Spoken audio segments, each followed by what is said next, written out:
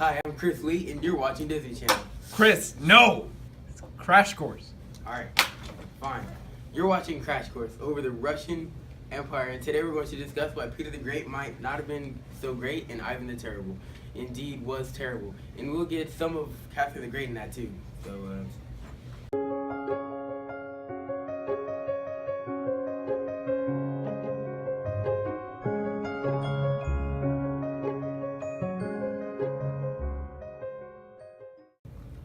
well, let's start with Ivan the Great. First, he kicked out the Mongols, and that by itself is a pretty grand accomplishment.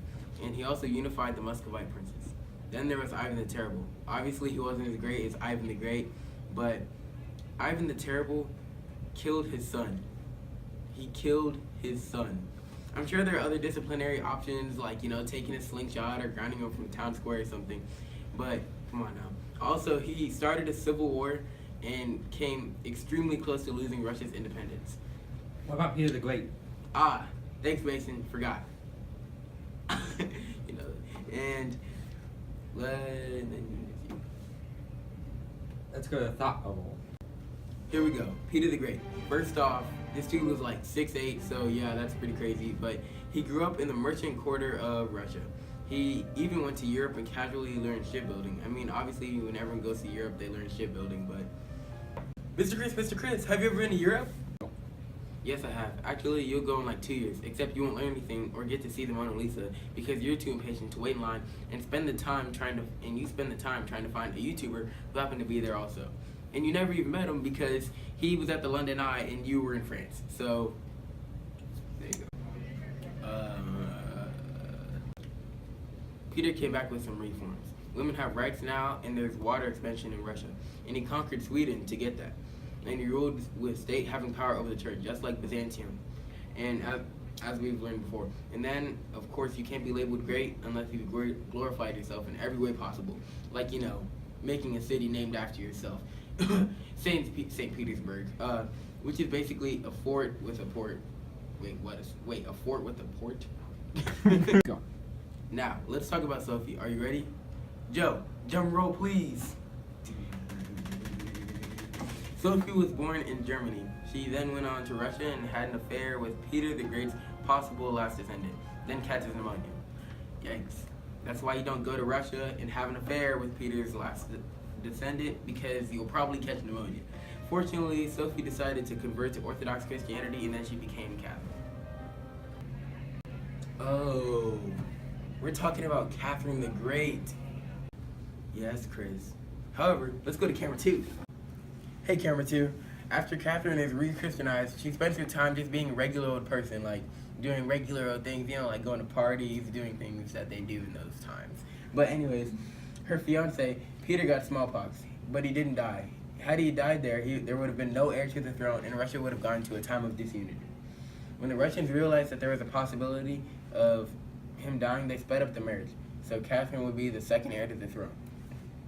The queen dies. Peter becomes the king. Peter was a bit of a child at heart, and he gave up the war against Germany, which Russia was on the verge of winning and had spent countless men and resources on. Immediately making the military his enemy, Peter also estranged the church. Catherine decided something had to be done with her husband. She stages a military coup, which was not hard because he had been such a poor ruler. She gained support of most of the military who had not been in the loop yet. A messenger runs into Catherine's room and they start to put the plan in motion. She dresses in bits and pieces of random soldiers' uniforms and who looked about her size. She begins to march to Peter's location. Multiple messengers come over to Peter with news, and many of his advisors implore him to do something. He shrugs it off until the last minute, and when he decides to sail to a castle on an island. In the time Peter procrastinated, then Catherine had gained much support from the Navy, and the castle that Peter was sailing to was under Catherine's control. Peter was stuck between an enemy's castle and an angry mob. He then surrendered and was exiled, where he became a drunkard and went to a bar, and then died in that bar. And so now Catherine's long dream of becoming queen has finally come true. In the beginning of Catherine's reign, Russia is bankrupt. 1/10 of Russia's property is owned by the church. Catherine commandeers this land and gets Russia out of bankruptcy. She then writes a book called The Nakas. The Nakas. The Nakas. Oh, did this book have dragons? No, the Nakas was a book about writing laws. After Catherine finished writing the Nakas, she called an assembly with the representatives from all groups of free people. However, 9/10 of Russia's population was serfs, who were not free. At the assembly, the representatives thought it was some type of joke or a test of loyalty. They decided to give Catherine the name Catherine the Great and not make actual laws. The assembly has been useless because they haven't accomplished anything except making the serfs mad. This leads to the largest peasant revolt in Russia's history. Catherine dispatches 3 groups of soldiers to kill it, and it's becoming increasingly larger. Oh, like in Monty Python when they take 2 attempts to kill the rabbit, but then they just overkill it. Exactly, the 3rd group of troops completely crushed the serfs. Now that Catherine has finished with her internal affairs, she sets her eyes on expanding the Russian borders. She annihilates the Ottomans on land, but the Ottomans thought they were still superior in naval power. But they weren't. Remember Peter the Great's navy? You guessed it. Catherine sent the navy all around Europe and then did a sneak attack on the Ottomans, and annihilated them on sea as well. Near the end of Catherine's reign, there was a smallpox outbreak in Russia. Catherine brought in a specialist from Europe to have them do a procedure on her, then her son. Then the nobles, and most of all the population gets immunity to smallpox.